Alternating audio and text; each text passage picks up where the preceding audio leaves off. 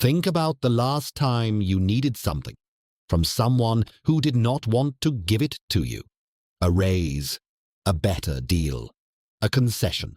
If you prepared carefully, made your case logically, appealed to reason and fairness, and still walked away empty, you were not playing the wrong game.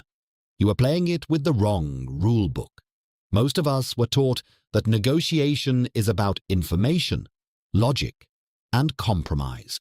Chris Voss spent 15 years as the FBI's lead international hostage negotiator, and what he discovered is that negotiation has almost nothing to do with any of those things.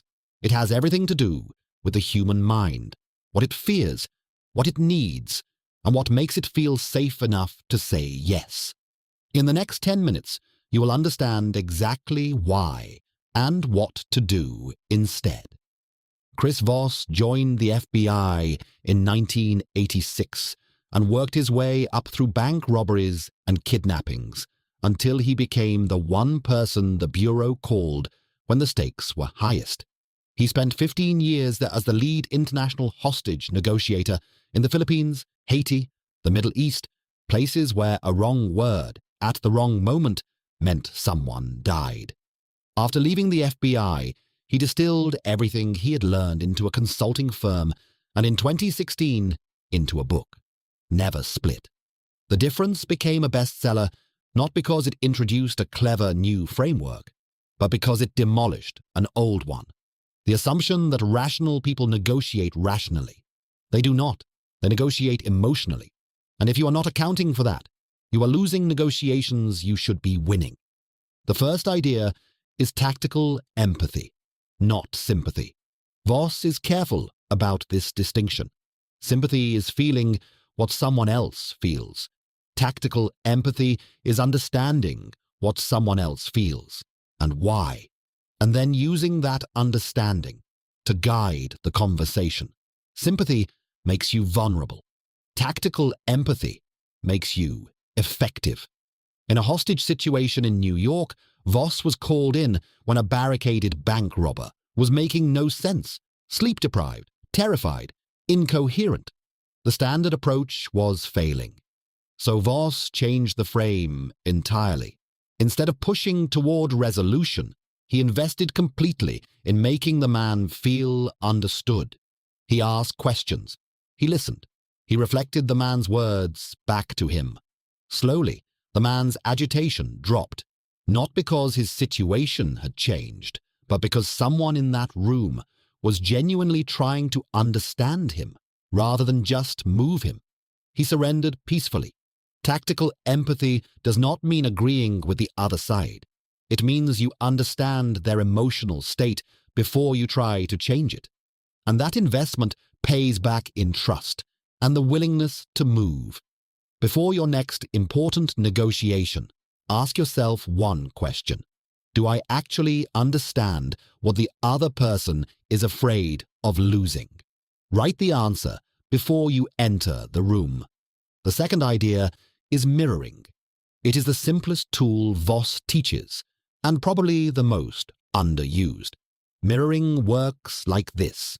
Repeat the last 1 to 3 words the other person just said with a slightly upward inflection as a question. Then go silent. That is the entire technique. When you mirror someone, they feel heard. And when people feel heard, they keep talking. They elaborate. They add detail. They reveal information they had no intention of sharing. Voss tells the story of a student named Ryan, rushing to catch the last flight to close a major contract. The plane was sold out. At the gate, a frustrated couple had just finished yelling at the agent, who had refused to help them. Ryan walked up, smiled, and began mirroring her. Weather delays, she explained. Every system disrupted. She kept going. Booked solid, she mentioned that some passengers might not make their connection. In under 2 minutes, without once asking directly for what he wanted, Ryan had a boarding pass and an upgrade. Mirroring works in every context. In your next difficult conversation, when the other person finishes speaking, repeat their last 3 words as a question and wait. Do not fill the silence. Most people are so uncomfortable with it that they will say more in the next 30 seconds than they said in the previous 5 minutes. That information is your leverage. The third idea is labeling.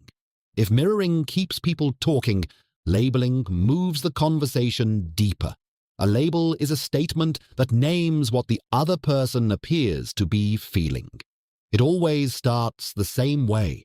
It seems like, it sounds like, or it looks like. And then you name the emotion. No judgment, just acknowledgement. Voss's most powerful application is a technique he calls the accusation audit, naming every negative thing the other side might be thinking about you before they can say it.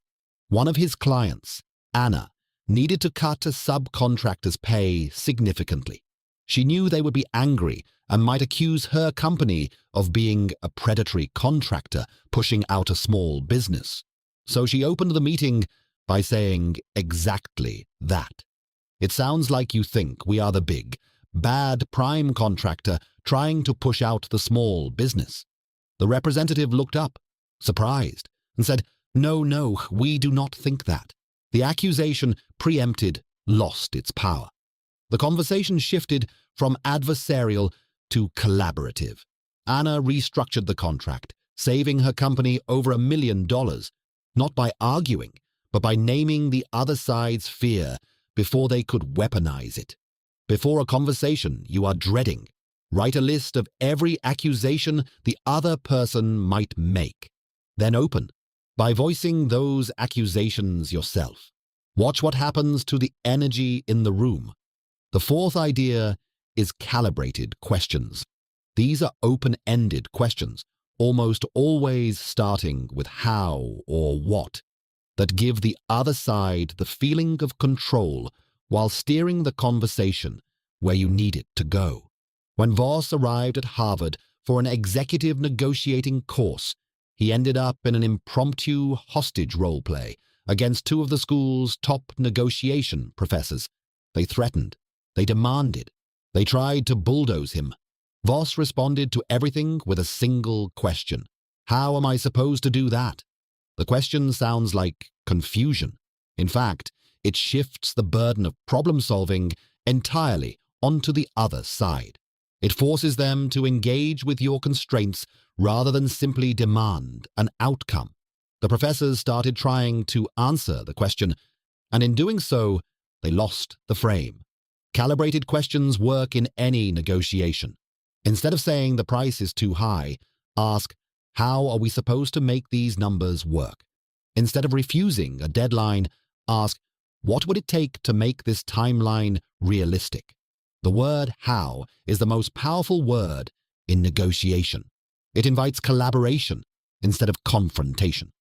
This week, in any conversation where you feel stuck or pressured, replace your next statement with a calibrated question, starting with how or what. Resist the urge to explain, defend, or argue. Ask and wait. Here is the framework Voss built and the FBI field-tested for decades. Tactical empathy means understanding the other side's emotional world before you try to change it, because you cannot move someone's mind until they feel seen.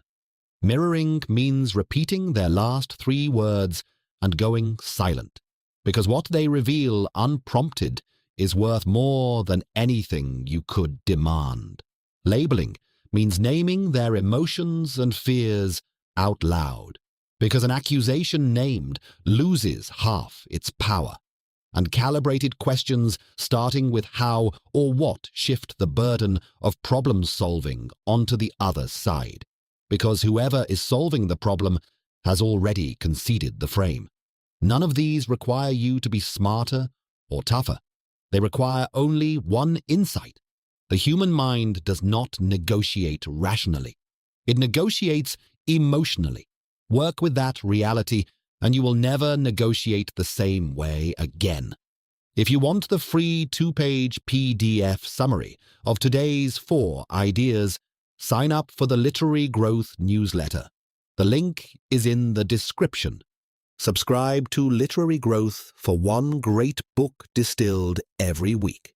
And follow us on Instagram and TikTok at literary.growth for daily ideas worth keeping.